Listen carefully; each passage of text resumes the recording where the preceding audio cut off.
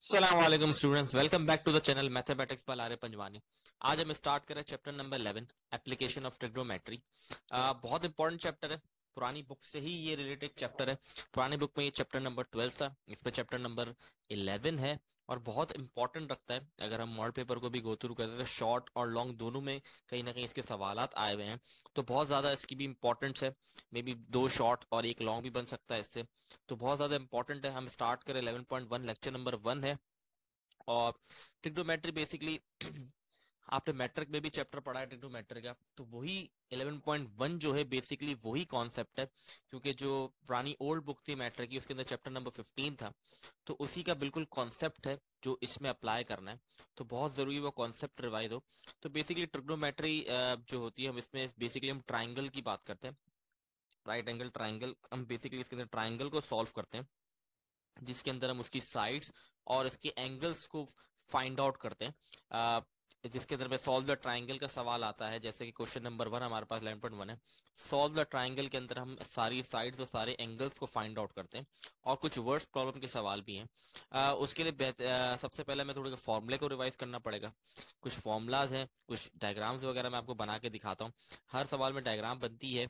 तो सबसे पहले बेसिकली हम सबसे पहले एक सिंपल राइट एंगल ट्राइंगल बना लेते हैं। ये बेसिकली एक ट्राइंगल मैंने बनाया है यहाँ पे, ठीक है। ये 90 डिग्री पे होगा। हम नॉर्मली क्या करेंगे, ये हमारे पास ए होगा और हमें कोशिश करनी है कि हम ऐसे ही रखें, क्योंकि अगर हम ए बी सी चेंज करेंगे तो साइड्स की वैल्यूज भी चेंज हो जाएंगी। तो A B C basically A B C. A के सामने वाली साइड स्मॉल ए कहलाएगी, सी के सामने वाली साइड स्मॉल सी, और बी के सामने वाली साइड स्मॉल बी। नॉर्मली जो 90 डिग्री पे हमारे पास होता है, 90 डिग्री के सामने वाली जो साइड होती है वो हमेशा कहलाती है हाइपोटेन्यूज। ये बिल्कुल वही मैट्रिक के कॉन्सेप्ट है, मैं सिर्फ रिवाइज करवा रहा हूँ सबसे पहले, फिर हम सवालों पे जाएंगे। 90 डिग्री के सामने वाली साइड आप कहलाती है हाइपोटेन्यूज, और हम नॉर्मली इस नीचे वाली साइड को कहते हैं बेस, ठीक है। और जो लास्ट साइड होती है हमारे पास वो होती है परपेंडिकुलर। हाइपोटेन्यूज चेंज नहीं होता, 90 डिग्री के सामने वाली साइड ही होती है, लेकिन परपेंडिकुलर बेस डिपेंड होता है एंगल्स के ऊपर। फॉर एग्जाम्पल सवाल में बेसिकली हम इस एंगल को अगर सॉल्व करते हैं, इस वाले एंगल को, बी का मतलब यहाँ पे बीटा होगा, तो जिस एंगल को आप सॉल्व कर रहे होते हो उसके सामने वाली साइड कहलाती है आपकी परपेंडिकुलर। जो मैंने अभी डायग्राम बनाई है जनरल फॉर्म है इसकी बिल्कुल, कि हाइपोटेन्यूज यहाँ पे बेस नीचे परपेंडिकुलर। लेकिन जब आप सवाल सॉल्व करते हैं डिपेंड करता है कि एंगल्स, क्योंकि वर्ड प्रॉब्लम जब सॉल्व करेंगे तब ये कंडीशन अप्लाई होगी। तो अगर हम फॉर एग्जाम्पल यहाँ पर बीटा निकाल रहे हैं, ठीक है, यहाँ पे तीन एंगल्स है बेसिकली, ये हमारे पास अल्फा कहलाता है, ये हमारे पास बीटा होता है, और ये हमारे पास गामा होता है, ठीक है। तो बीटा अगर हम सॉल्व कर रहे हैं, फॉर एग्जांपल बीटा के एंगल को लेके अगर हम सॉल्व करते हैं इस सवाल को, कोई भी कंडीशन हो उसमें हम बीटा को इस्तेमाल कर रहे हैं, तो बीटा का एंगल अगर इस्तेमाल कर रहे हैं तो जो एंगल हम इस्तेमाल करते हैं उसके सामने वाली साइड कहलाती है परपेंडिकुलर, और फिर जो दूसरी साइड बच जाती है वो बेस। और 90 डिग्री के सामने वाली साइड तो हाइपोटेन्यूज ही रहती है, तो हाइपोटेन्यूज चेंज नहीं होता, बाकी परपेंडिकुलर बेस चेंज होते हैं कंडीशन के मुताबिक। लेकिन जनरल फॉर्म तो इसकी यही है कि आपके पास बेस नीचे और आपके पास परपेंडिकुलर साइड पे, और हाइपोटेन्यूज तो अपनी जगह पर ही रहता है। तो ये बेसिकली एक नॉर्मल चीज है जो बेसिकली जनरल टर्म है ट्रिग्नोमेट्री की, जो आपको आनी चाहिए क्योंकि मैट्रिक में आपने पढ़ा होगा और एक रिवाइज भी हो गया। इसके अंदर कुछ फॉर्मूलाज बनते हैं जो एक ट्रिक के थ्रू हम याद स्टूडेंट याद करते हैं, वो है some people have curly brown hair. वो ट्रिक है ये, सम पीपल हैव, ये नॉर्मली हर कोई इसको याद कर लेता है तो इससे फॉर्मूले आते हैं। हैव कर्ली ब्राउन हेयर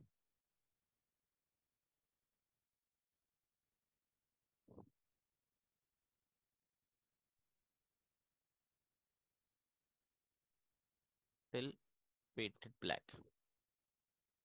अब इसका क्या मतलब है मैं आपको बताता हूँ, इसका क्या काम है। ये भी मैट्रिक में पढ़ाया जाता है, नॉर्मली हर कोई इसको याद कर लेता है तो इससे फॉर्मूले याद हो जाते हैं। बेसिकली हमारे पास ट्रिग्नोमेट्री रेशियोज जो है वो हैं, वो तीन होते हैं, sine theta, cos theta and tan theta. बाकी कॉसेक सेक और कॉट जो होते हैं वो बेसिकली इसके इनवर्स होते हैं। तो अभी इनवर्स भी नहीं जा रहे, अभी हम साइन कॉस टेन को ही पढ़ेंगे। तो बेसिकली हमें इसके तीनों के फॉर्मूलेज होते हैं ट्रिग्नोमेट्री रेशियो में। ट्रिग्नोमेट्री रेशियो के 3 फॉर्मूले हमारे पास यहाँ बनते हैं इस ट्राइंगल को लेके। एस का मतलब यहाँ पे होता है साइन थीटा, और यह पी और एच, एस के बाद जो पी और एच, फर्स्ट फर्स्ट वर्ड उठाना है, फर्स्ट फर्स्ट अल्फाबेट। पी और एच का मतलब है पी अपॉन एच। पी का मतलब यहाँ पे है हमारे पास परपेंडिकुलर, और एच का मतलब हमारे पास बनता है हाइपोटेन्यूज। मतलब इसका फॉर्मूला बनता है परपेंडिकुलर अपॉन हाइपोटेन्यूज। इसी तरह हमारे पास सी आता है, सी का मतलब है कॉस थीटा, और कॉस थीटा के बाद आपके पास क्या लिखा, बी और एच। मतलब इसका फॉर्मूला बनता है हमारे पास बी अपॉन एच, मतलब बेस अपॉन हाइपोटेन्यूज। फिर हमारे पास टी आता है, तो ये टी रहा टेन थीटा। फिर है पी और बी, पी अपॉन बी। इसका फॉर्मूला हमारे पास बनता है परपेंडिकुलर अपॉन बेस। ये सारी बेसिक चीजें हैं जो मैट्रिक में पढ़ के आप आए होंगे, लेकिन एक रिवाइज करवा रहा हूँ, फिर रिपीट कर रहा हूँ। Some people have curly brown hair till painted black. ये बच्चे याद कर लेते हैं, इससे फॉर्मूला याद हो जाता है। एस का मतलब यहाँ साइन थीटा होता है आपके पास, और यहाँ पी और एच का मतलब परपेंडिकुलर और हाइपोटेन्यूज। फिर कर्ली का सी का मतलब कॉस थीटा, बी और एच का मतलब बेस अपॉन हाइपोटेन्यूज, और टी का मतलब टेन थीटा। फिर पी और बी का मतलब परपेंडिकुलर अपॉन बेस। तो ये सारी टर्मिनोलॉजी है जो आपको आनी चाहिए, और क्योंकि आप पढ़ के आए हुए होते हैं ये। तो अब स्टार्ट करते हैं एक्सरसाइज 11.1। ये बेसिक चीजें जो मैंने रिवाइज करवा दी, ठीक है आप लोग को। अब क्वेश्चन नंबर 1 बेसिकली हमें कह रहा है कि solve the triangle, right angle triangle ABC in which gamma is 90। तो उसने बता दिया गामा आपका 90, तो आपने डायग्राम भी बना के शो करनी होगी इसके अंदर।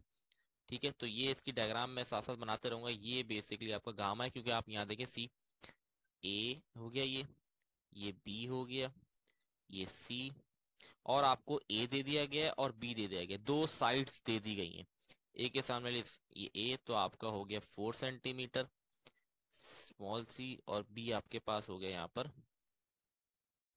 3 सेंटीमीटर, और गामा ये रहा आपका 90 डिग्री। अल्फा बीटा भी नहीं पता आपको।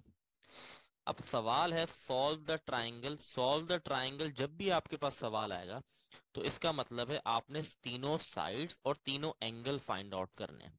यहाँ पे आपको सिर्फ एक एंगल गिवन है जो सवाल में ऑलरेडी गिवन है, और दो साइड दे दी गई हैं। तो जो चीज आपको दो गिवन होंगी, उसकी तीसरी साइड निकालना या तीसरी चीज निकालना हमारे लिए आसान है। यहाँ पे आपको दो साइड्स गिवन है और एक एंगल है, तो तीसरी साइड निकालना हमारे लिए आसान है, वो है पाइथागोरस थ्योरम। ये भी आप लोगों ने मैट्रिक पढ़ा होता है, by using Pythagoras theorem. Pythagoras theorem हमारे पास होता है, ये हाइपोटेन्यूज का स्क्वायर इक्वल टू परपेंडिकुलर का स्क्वायर प्लस बेस का स्क्वायर, ये इसका फॉर्मूला होता है। हाइपोटेन्यूज यहाँ पे सी है, क्योंकि 90 डिग्री के सामने सी कहलाता है। परपेंडिकुलर ए है और बेस आपका बी है। यहाँ पे भी एंगल की कोई बात नहीं कर रहे, तो हम ये नहीं है कि तो जनरल टर्म जो होती है वो आपके पास ए ही आपका परपेंडिकुलर होता है, इसलिए परपेंडिकुलर ए के बराबर और बेस बी के बराबर। सी आपको नहीं पता, ए की वैल्यू 4 आपको सवाल में गिवन थी, तो 4 का स्क्वायर, और बी 3 थी, 3 का स्क्वायर। तो ये गया 16 प्लस 9, तो ये मेरे पास आ गया 25। और root on both side apply करूंगा, क्योंकि सी स्क्वायर और मुझे सी की वैल्यू फाइंड आउट करनी है, तो सी की वैल्यू मेरे पास आ गई 5। तो ये तो सी फाइंड आउट कर दिया। अच्छा जी, अब मैं इसको रब कर रहा हूँ यहाँ पर, क्योंकि इसको फाइंड आउट करना है मुझे।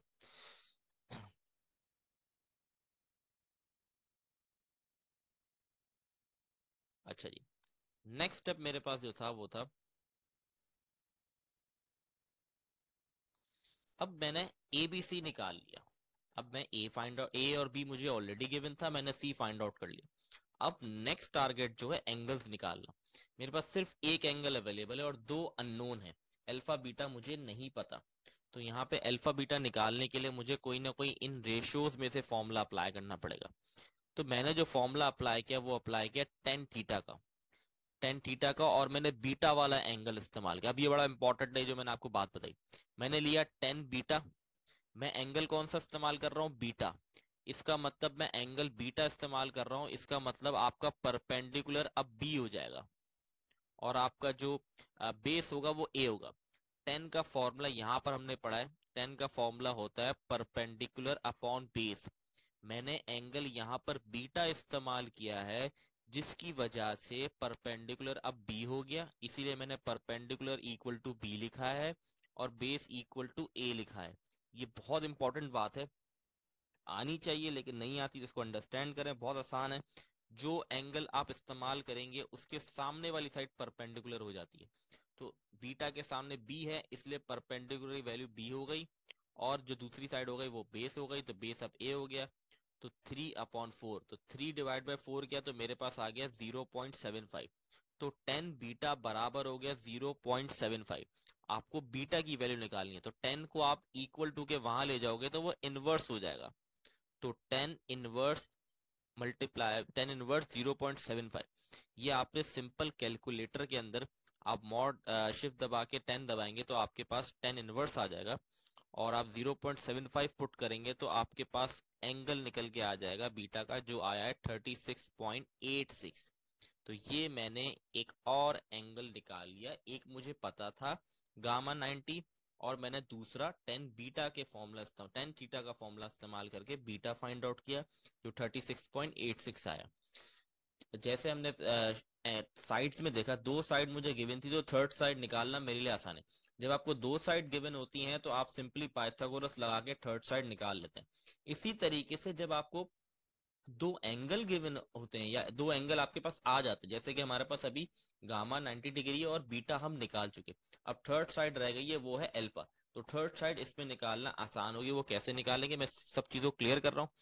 तो थर्ड साइड निकालना बड़ा आसान हो जाएगा, वो ये है कि सिंपली हमारे पास ट्राइंगल की बात कर रहे हैं, तो ट्राइंगल की तीनों साइड्स जो होती है 180 के बराबर होती हैं।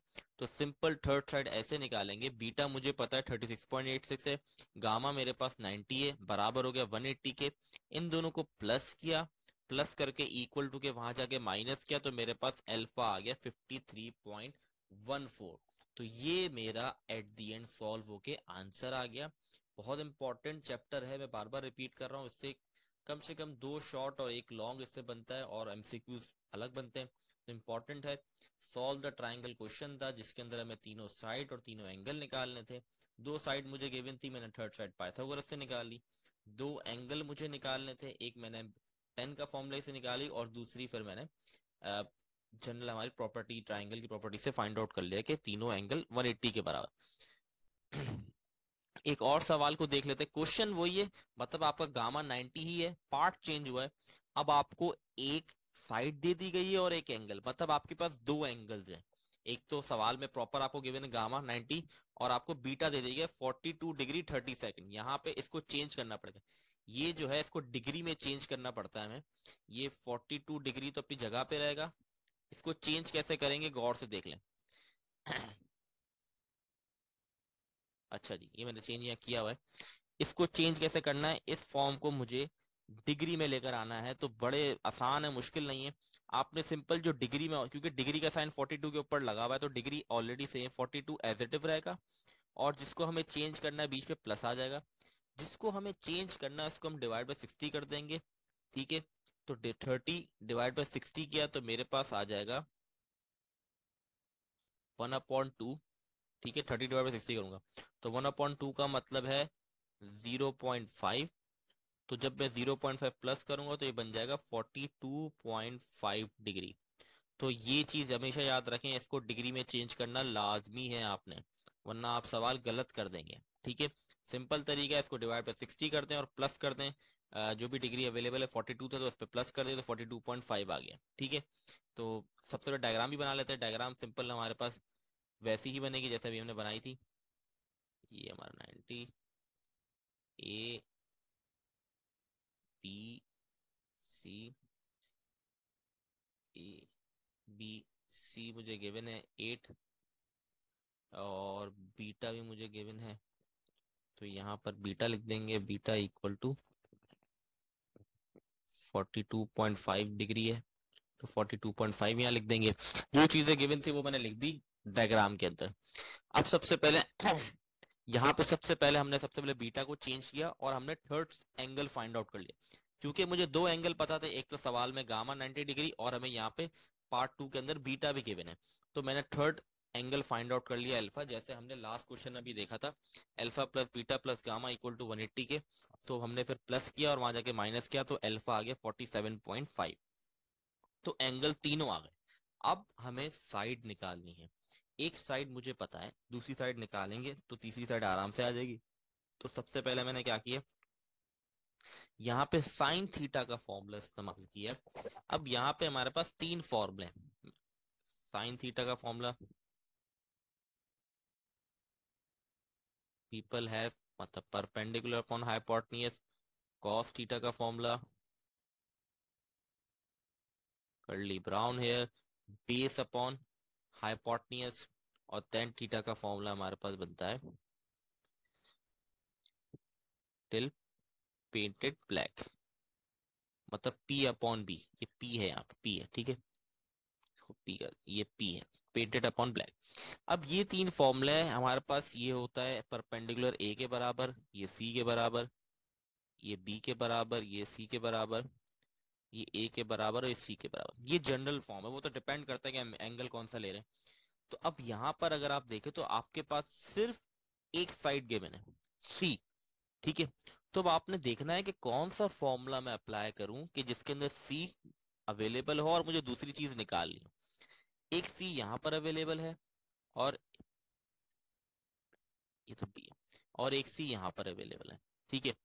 अब मैं इन दोनों फॉर्मूलों की मदद से मैं कोई एक साइड निकाल सकता हूँ। तो मैंने साइन थीटा का फॉर्मूला इस्तेमाल किया, साइन थीटा का फॉर्मूला, और एंगल मैंने ले लिया बीटा, ठीक है। जो भी एंगल लूंगा उसके सामने वाली साइड परपेंडिकुलर कहलाएगी। ये मैं आपको लास्ट फिर रिपीट कर रहा हूँ, यहाँ पर बीटा लिया एंगल, इसलिए बीटा के सामने वाली साइड जो होगी वो आपकी परपेंडिकुलर होगी। साइन थीटा का फॉर्मूला होता है परपेंडिकुलर अपॉन हाइपोटेन्यूज। तो परपेंडिकुलर की जगह मैंने ए नहीं लिखा, बी लिखा है, क्योंकि मैंने एंगल बीटा लिया है, तो बीटा के सामने वाली साइड बी कहलाएगी, और हाइपोटेन्यूज तो सी ही रहेगा। बी अपनी जगह पे रहा, सी की जगह मैंने 8 पुट कर दिया, और बीटा की जगह मैंने इसका एंगल डाल दिया, जो ऑलरेडी मैं यहाँ पर फाइंड आउट ऑलरेडी मुझे गिवन था, ठीक है। तो ये हो गया sine 42.5 equal to b upon 8। मुझे बी फाइंड आउट करना है, तो 8 वहां जाके मल्टीप्लाई करा दूंगा।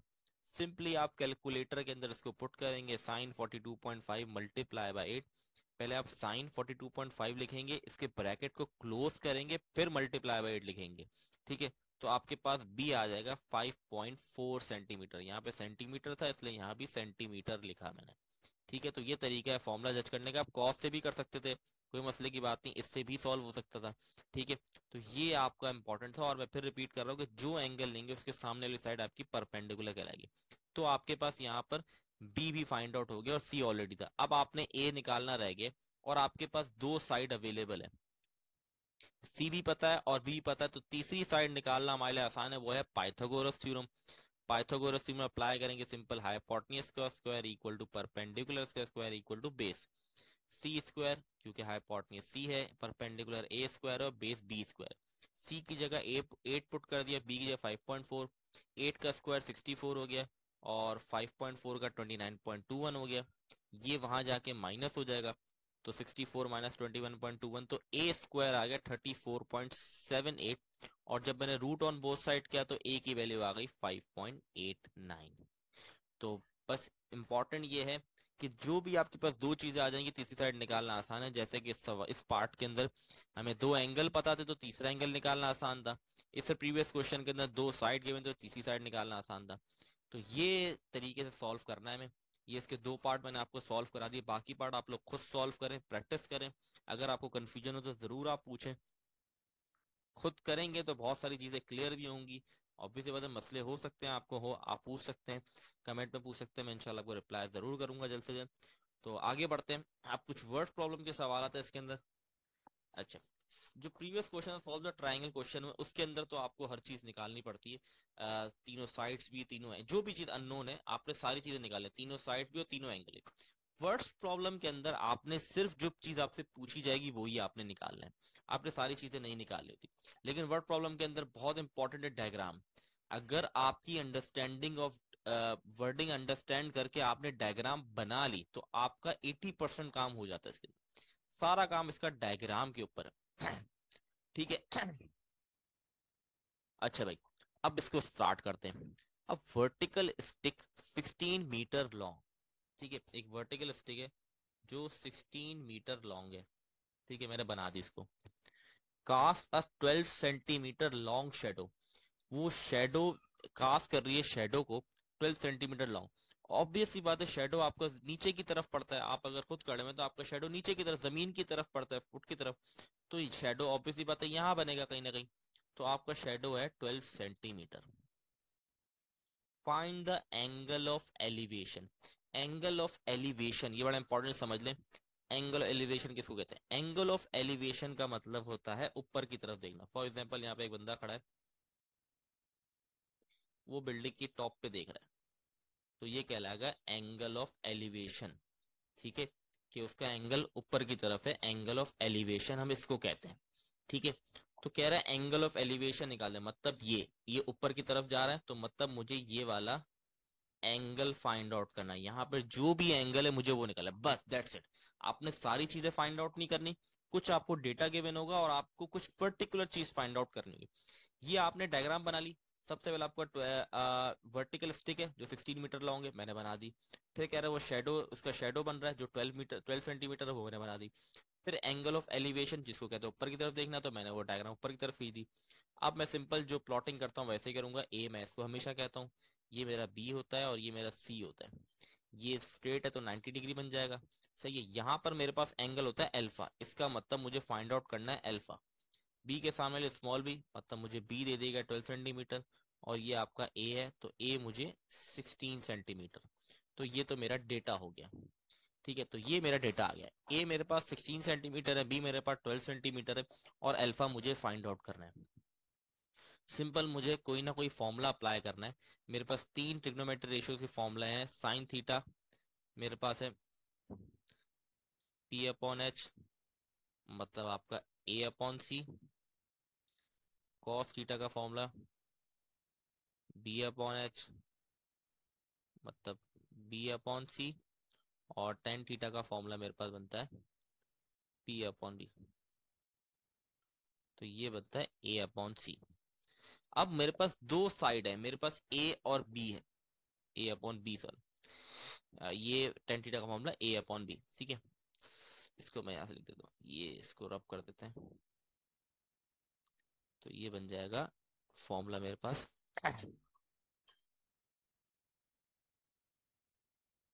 ए अपॉन बी, ठीक है।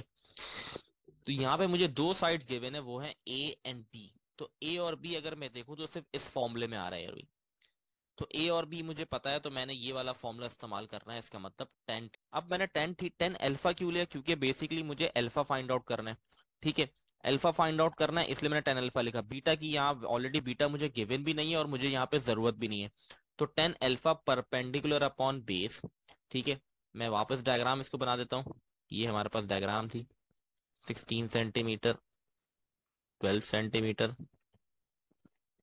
ये हमारे पास अल्फा फाइंड आउट करना था, ठीक है, A B and C.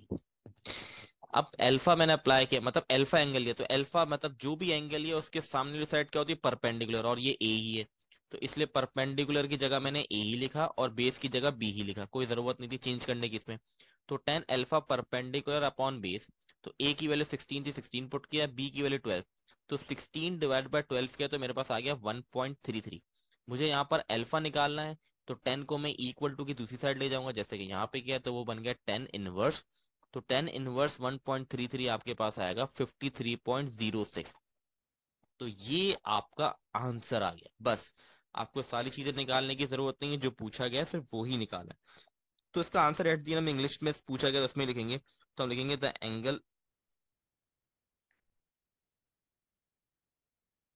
Of elevation of sun is 3.06। तो आप इस तरीके से प्रॉपर इसका नीचे एक रिजल्ट की हेडिंग डालेंगे और फिर इसका ये आंसर लिखेंगे। ये एक क्योंकि आपसे इंग्लिश में सवाल पूछा गया तो आपने इसको एट दिन ऐसे ही जवाब देना। तो आप नीचे रिजल्ट की हेडिंग डालेंगे और लिख देंगे the angle of elevation of sun is 53.06 degree. तो ये आपका पहला वर्ड प्रॉब्लम का क्वेश्चन था। पार्ट नंबर 3 हमारे पास है find the distance of a man from the foot of a tower 169 metre high if the angle of depression of a man from its top is 48, जो angle of depression बन रहा है वो 48 है। हमने लास्ट जो पढ़ा उसमें एंगल ऑफ एलिवेशन था। अब एंगल ऑफ डिप्रेशन को किस तरीके से हम डायग्राम बनाएंगे देख लें। एंगल ऑफ एलिवेशन का मतलब था नीचे से ऊपर की तरफ देखना। एंगल ऑफ डिप्रेशन का मतलब है नीचे की तरफ आपकी आई साइड जो मतलब नीचे की तरफ देखना। ठीक है। फॉर एग्जाम्पल यहाँ पे कह रहा है find the distance of a man from the foot of a tower. Foot मतलब नीचे की तरफ हमें डिस्टेंस निकालना है। टावर 169 मीटर, सबसे पहले एक टावर बना देता हूँ जो है 169 मीटर हाई। ठीक है। अब एंगल ऑफ डिप्रेशन जो है वो 48.5 होगा, क्योंकि इस 30 को मैं डिवाइड करूंगा 60 से प्लस करूंगा 48 में, तो 48.5 बन जाएगा। एंगल ऑफ डिप्रेशन का मतलब है नीचे की तरफ हम जाएंगे तो बेसिकली तो ये इस तरीके से एंगल क्रिएट करता है। ठीक है। यहाँ पे एंगल क्रिएट कर रहा होता है यहाँ पे। ठीक है। आपका क्योंकि आप फॉर एग्जाम्पल यहाँ पर कोई पर्सन खड़ा हुआ है, वो नीचे की तरफ देख रहा है। सही है। और फिर तो एंगल बेसिकली यहाँ पे से क्रिएट होगा। ठीक है। तो यहाँ एंगल आ जाएगा 48.5। ठीक है।